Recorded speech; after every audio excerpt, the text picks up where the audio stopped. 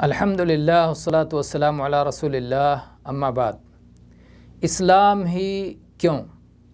اس کے بہت سارے جوابات ہیں اور ہم کئی جوابات متعدد مجالس میں مختلف انداز سے دے چکے ہیں۔ آج ہمارا جواب یہ ہے کہ اسلام پر ہی ہمیں اس لیے جینا چاہیے اور اسلام ہی پر ہمیں اس لیے مرنا چاہیے کیونکہ اسلام ہی حقیقی عدل و مساوات کا دین ہے۔ مساوات کا مفہوم یہ ہے کہ تمام انسان، خواہ وہ کسی رنگ کے ہوں، کسی نسل کے ہوں، ان کی کوئی شکل و صورت ہو، امیر ہوں، دولت مند ہوں یا فقیر اور محتاج اور تنگ دست ہوں، ہر شخص کو شرعی، قانونی اور اخلاقی طور پر وہ تمام حقوق حاصل ہونا چاہیے جو کسی دوسرے شخص کو اسی ملک میں یا اسی دین کے اندر حاصل ہیں۔ مساوات کا یہ قطعاً مفہوم نہیں ہے کہ ایک عالم اور ایک جاہل، ایک غدار اور ایک وفادار، ایک قابل و فضل شناس اور ایک ناقابل و ناکارہ سب کو ایک کر دیا جائے اور سب کو یکساں حیثیت دے دی جائے۔ مساوات کا لفظی معنی چونکہ برابری کا ہے اور ہر جگہ برابری اور یکسانیت عدل نہیں ہے، اسی لیے مساوات کا مطلق حکم اسلام نے نہیں دیا ہے بلکہ عدل کا مطلق حکم دیا ہے، کیونکہ عدل کا معنی یہ ہے کہ ہر حقدار کو کسی کمی بیشی کے بغیر اس کا پورا حق دیا جائے۔ اللہ تبارک و تعالیٰ کا ارشاد ہے، ان اللہ یأمر بالعدل والاحسان، سورہ نحل کی آیت نمبر 90۔ اللہ تبارک و تعالیٰ عدل کا اور حسن سلوک کا حکم دیتا ہے۔ آئیے ہم دیکھتے ہیں کہ دین اسلام نے مساوات کی تعلیم کس طرح دی ہے۔ یہ بات واضح رہنی چاہیے کہ عدل و مساوات کی تعلیم اسلام کے پاکیزہ اور تناور درخت کی گہری جڑوں تک پیوست ہے۔ اسلام میں انسانی برادری کے لیے بڑی مستحکم بنیادیں موجود ہیں۔ پہلی بنیاد یہ ہے کہ تمام انسانوں کا خالق و مالک اور معبود ایک اللہ ہی ہے اور تمام انسان اس کے بندے ہیں۔ سارے انسان، یہ دوسری بنیاد ہے کہ سارے انسان ایک ہی ماں اور باپ آدم اور حوا کی نسل سے ہیں، لہٰذا کسی قسم کے اونچ نیچ اور بلندی و پستی کا تصور غلط ہے۔ تیسری بنیاد اسلام میں انسانی مساوات اور انسانی برابری کی یہ ہے کہ دنیا میں اللہ کی ربوبیت و رحمت عام ہے، کسی ایک گروہ کے لیے مخصوص نہیں ہے۔ کسی انسان کو جو کچھ ملا ہے وہ سب اللہ کا دیا ہوا ہے اور اس دنیاوی زندگی کا مقصد امتحان اور آزمائش ہے۔ سارے لوگ امتحان حال میں ہیں اور کوئی بھی فرد اس سے مستثنیٰ نہیں ہے۔ چوتھی بنیاد یہ ہے کہ تمام انسان اس اعتبار سے بھی برابر ہیں کہ انہیں اس کائنات کے خالق و مالک نے جن چیزوں کا پابند بنایا ہے اس کے سب پابند ہیں۔ اللہ نے آنکھ کو دیکھنے کے لیے پابند بنا دیا، کان کو سننے کے لیے پابند بنا دیا، پیروں کو چلنے کے لیے پابند بنا دیا، ہاتھ کو پکڑنے کے لیے پابند بنا دیا۔ ہر چیز کو جو قوت اللہ نے جس میں دے دی ہے، جس چیز کا جس کو پابند بنا دیا ہے، سب اس کے پابند ہیں۔ اللہ نے سب کو موت کا پابند بنایا ہے، سب کو موت آنی ہے اور دنیا کا کوئی شخص اپنے ساتھ دنیا کے مال و متاع میں سے کچھ بھی نہیں لے کر جا سکتا ہے، تو سارے لوگ اس معاملے میں بھی برابر ہیں۔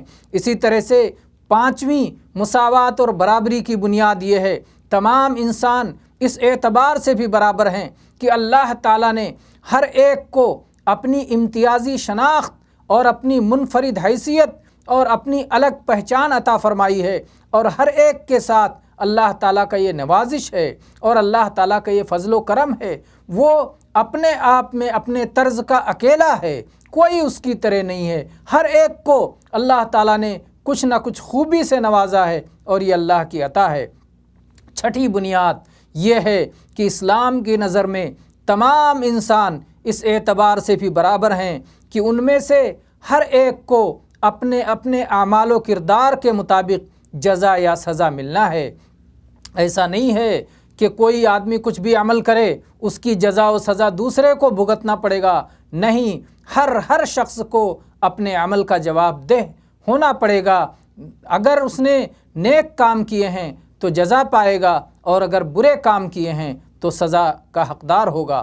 نبی کریم صلی اللہ علیہ وسلم نے حجۃ الوداع کے موقع پر خطبہ دیتے ہوئے ارشاد فرمایا، یا ایھا الناس ان ربکم واحد الا لا فضل لعربی علی عجمی ولا لعجمی علی عربی ولا لاحمر علی اسود ولا لاسود علی احمر الا بالتقوی ان اکرمکم عند اللہ اتقاکم۔ اسے امام ابو نعیم نے حلیۃ الاولیاء میں اور امام بیہقی نے شعب الایمان میں روایت کیا ہے، اور علامہ البانی نے اسے صحیح قرار دیا ہے۔ اس حدیث میں نبی کریم صلی اللہ علیہ وسلم فرماتے ہیں کہ اے لوگو، تمہارا پروردگار ایک ہے، خبردار کسی عربی کو کسی عجمی پر، اور کسی عجمی کو کسی عربی پر، کسی گورے کو کسی کالے پر، اور کسی کالے کو کسی گورے پر کوئی فضیلت نہیں، کوئی برتری نہیں، کوئی فوقیت نہیں، کوئی ترجیح نہیں، ہاں مگر تقوی کی بنیاد پر۔ بے شک اللہ کے نزدیک تم میں سے سب سے زیادہ عزت کا حقدار وہ ہے جو سب سے زیادہ پرہیزگار ہے۔ انسان کا حسن عمل اور انسان کا حسن کردار ہی اسے عزت اور برتری عطا کر سکتا ہے۔ حسب و نسب اور ذات پات عمل و کردار کے بغیر کوئی حیثیت نہیں رکھتے۔ چنانچہ رسول اکرم صلی اللہ علیہ وسلم کا ارشاد ہے، من بطأ بہ عملہ لم یسرع بہ نسبہ۔ یہ صحیح مسلم کی 2699 نمبر کی حدیث ہے کہ جس کے عمل نے اسے پیچھے کر دیا، اس کا نسب اسے تیز نہیں کر سکتا ہے۔ اور ایسے ہی رسول اکرم صلی اللہ علیہ وسلم نے فتح مکہ کے موقع پر خطاب کرتے ہوئے ارشاد فرمایا، ان اللہ عز وجل قد اذهب عنکم عبیۃ الجاہلیہ وفخرها بالآباء مؤمن تقی وفاجر شقی انتم بنو آدم وآدم من تراب لیدعن رجال فخرهم باقوام انما هم فحم من فحم جہنم او لیکونن اہون علی اللہ من الجعلان التی تدفع بانفها النتن۔ یہ سنن ابی داؤد کی روایت ہے، اور علامہ البانی نے اسے صحیح قرار دیا ہے۔ ابو داؤد میں 5116 نمبر پر موجود ہے۔ اللہ کے نبی صلی اللہ علیہ وسلم اس میں فرماتے ہیں، بے شک اللہ تعالیٰ نے تم سے جاہلیت کی نخوت و غرور کو ختم کر دیا ہے، اور باپ دادا کا نام لے کر فخر کرنے سے روک دیا ہے۔ اب تو دو ہی قسم کے لوگ ہیں، ایک مومن متقی اور پرہیزگار، اور دوسرا بدبخت فاجر۔ تم سب اولاد آدم ہو، اور آدم مٹی سے پیدا ہوئے ہیں۔ لوگ اپنی قوموں پر فخر کرنے سے باز آ جائیں، کیونکہ ان کے آبا، ان کے باپ دادا جہنم کے کوئلوں میں سے کوئلہ ہیں، اس لیے کہ وہ کافر تھے۔ اور کوئلے پر فخر کرنے کا کیا معنی؟ اگر انہوں نے اپنے آبا پر فخر کرنا نہ چھوڑا تو اللہ کے نزدیک اس گوبریلے کیڑے سے بھی زیادہ ذلیل ہو جائیں گے جو اپنی ناک سے گندگی کو ڈھکیل کر چلتا ہے۔ آپ حدیث کے الفاظ پر ایک بار پھر غور کریں۔ اللہ کے نبی نے فرمایا، الناس بنو آدم و آدم من تراب، کہ لوگ، تمام لوگ یہ آدم علیہ السلام کی اولاد ہیں، تمام انسان آدم علیہ السلام کی اولاد ہیں، اور آدم کو اللہ تعالیٰ نے مٹی سے بنایا تھا۔ اسی وحدت انسانی کو قرآن مجید میں اللہ تعالیٰ نے اس طرح بیان فرمایا ہے، یا ایھا الناس انا خلقناکم من ذکر و انثی وجعلناکم شعوبا وقبائل لتعارفوا ان اکرمکم عند اللہ اتقاکم ان اللہ علیم خبیر۔ سورہ حجرات کی آیت نمبر 13، اللہ تعالیٰ نے فرمایا، اے لوگو، ہم نے تم سب کو ایک ہی مرد و عورت سے پیدا کیا ہے، اور اس لیے کہ تم آپس میں ایک دوسرے کو پہچانو، کنبے اور قبیلے بنا دیے ہیں۔ اللہ کے نزدیک تم سب میں باعزت وہ ہے جو سب سے زیادہ ڈرنے والا ہے۔ یقین مانو کہ اللہ دانا اور باخبر ہے۔ ایک اور مقام پر اللہ تعالیٰ نے فرمایا یا ایھا الناس اتقوا ربکم الذی خلقکم من نفس واحدہ وخلق منها زوجها وبث منهما رجالا کثیرا ونساء واتقوا اللہ الذی تساءلون به والارحام ان اللہ کان علیکم رقیبا۔ سورہ نساء کی پہلی آیت، اس میں اللہ تعالیٰ نے فرمایا اے لوگو اپنے پروردگار سے ڈرو جس نے تمہیں ایک جان سے پیدا کیا اور اسی سے اس کے جوڑے کو پیدا کر کے ان دونوں کے ذریعے سے بہت سے مرد اور عورتیں پھیلا دیے۔ اس اللہ سے ڈرو جس کے نام پر ایک دوسرے سے مانگتے ہو اور رشتے ناطے توڑنے سے بھی بچو، بے شک اللہ تعالیٰ تم پر نگہبان ہے۔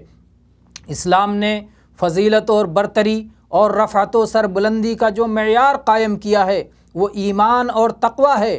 یہ وہ معیار ہے جس تک ہر انسان کے لیے رسائی ممکن ہے۔ یہ کوئی ایسا معیار نہیں ہے کہ جس پر انسان پیدا ہوا ہو اور جس میں تبدیلی ناممکن ہو۔ مرد و خواتین اس اعتبار سے اللہ کی شریعت میں برابر ہیں کہ سب کو اللہ پر ایمان لانا ہے اور اس کے حکموں پر عمل کرنا ہے، اور عمل یا بدعملی کی صورت میں انجام کار بھی سب کا ایک جیسا ہے۔ اللہ تعالیٰ نے ارشاد فرمایا من عمل صالحا من ذکر او انثی وهو مؤمن فلنحيينه حیاتا طیبہ ولنجزینہم اجرہم باحسن ما كانوا يعملون۔ سورہ نحل کی آیت نمبر 97۔ اللہ تعالیٰ نے فرمایا کہ جو شخص نیک عمل کرے چاہے مرد ہو یا عورت لیکن با ایمان ہو تو ہم اسے یقیناً نہایت بہتر زندگی عطا فرمائیں گے اور ان کے نیک اعمال کا بہتر بدلہ بھی انہیں ضرور دیں گے۔ اسلامی قوانین کی تنفیذ میں مرد و عورت، امیر و غریب، راجا اور پرجا، کالے اور گورے سب برابر ہیں، کسی کے درمیان کسی قسم کا امتیاز نہیں رکھا جائے گا۔ صحیح بخاری کی یہ حدیث دیکھیے، عائشہ رضی اللہ عنہا سے روایت ہے، انہوں نے فرمایا کہ قبیلے بنو مخزوم کی ایک عورت نے چوری کر لی تو قریش اس معاملے میں بہت پریشان ہو گئے۔ انہوں نے آپس میں مشورہ کیا کہ اس کے متعلق رسول اللہ صلی اللہ علیہ وسلم سے کون گفتگو کرے۔ طے پایا کہ صرف اسامہ ابن زید رضی اللہ عنہ جو رسول اللہ صلی اللہ علیہ وسلم کے محبوب ہیں وہ آپ سے اس کے متعلق بات کرنے کی جرأت کر سکتے ہیں۔ چنانچہ اسامہ رضی اللہ تعالی عنہ نے اس کے متعلق رسول اللہ صلی اللہ علیہ وسلم سے سفارش کی تو اللہ کے رسول صلی اللہ علیہ وسلم نے فرمایا اے اسامہ کیا تم اللہ کی حدود میں سے کسی حد کے متعلق سفارش کرتے ہو؟ پھر آپ نے کھڑے ہو کر خطبہ دیا اور آپ نے فرمایا تم سے پہلے کے لوگوں کو اس امر نے تباہ کیا کہ جب ان میں سے کوئی دولت مند اور معزز آدمی چوری کرتا تو اسے چھوڑ دیتے اور جب کوئی کمزور آدمی چوری کرتا تو اس پر حد قائم کر دیتے تھے۔ اللہ کی قسم اگر میری لخت جگر فاطمہ بنت محمد نے بھی چوری کی ہوتی تو میں اس کا بھی ہاتھ کاٹ دیتا۔ یہ صحیح بخاری کی 3475 نمبر کی حدیث ہے۔ یہ وہ عدل و مساوات ہے جسے اسلام نے قائم کر کے دکھایا، جس کی نظیر اقوام عالم میں نہیں مل سکتی۔ اگر اسلام میں آپ مساوات کے مظاہر روز دیکھنا چاہیں یا اپنے ان حالیہ دنوں میں دیکھنا چاہیں تو کسی بھی مسجد میں صلاۃ باجماعت ہوتے ہوئے جا کر دیکھ لیں، سارے مسلمان ایک دوسرے سے مل جل کر کھڑے ہوتے ہیں، جیسا کہ علامہ اقبال نے اپنے شعر میں کیا خوبصورت نقشہ کھینچا ہے۔ ایک ہی صف میں کھڑے ہو گئے محمود و ایاز، نہ کوئی بندہ رہا اور نہ کوئی بندہ نواز، بندہ و صاحب و محتاج و غنی ایک ہوئے، تیری سرکار میں پہنچے تو سبھی ایک ہوئے۔ اسی طرح آپ ماہ رمضان میں دیکھیں گے کہ امیر و غریب، شہری دیہاتی، ہر طرح کے مسلمانوں نے اللہ کی خاطر اپنا کھانا پینا چھوڑ کر کے اللہ کے لیے صوم رکھا ہوا ہے، روزہ رکھا ہوا ہے۔ اسی طرح سے آپ حج کے موقع پر دیکھیں گے کہ حج کی خاطر مکہ میں داخل ہونے والا ہر مسلمان، خواہ بادشاہ ہو یا فقیر ہو، مغرب کا باشندہ ہو یا مشرق کا، شمال کا یا جنوب کا، ایک ہی طرح کے احرام کا لباس پہنے ہوئے ہے، وہی سفید چادر اوپر لپیٹے ہوئے اور ایک سفید چادر نیچے لپیٹے ہوئے، سب دو چادر پہنے ہوئے اور ایک ہی طرح کے نغمہ توحید سے سب کی زبان زمزمہ سنج ہے۔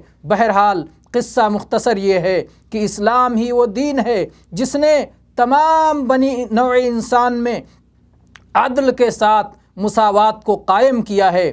اسی لیے ہمیں بطور دین اسلام ہی کو اختیار کرنا چاہیے، اور اسلام کی یہی وہ خوبیاں ہیں جن کی بنا پر ہم مسلمان رہ کر جینا چاہتے ہیں اور مسلمان ہی رہ کر مرنا چاہتے ہیں۔ وآخر دعوانا ان الحمد للہ رب العالمین وصلی اللہ علی نبینا وسلم۔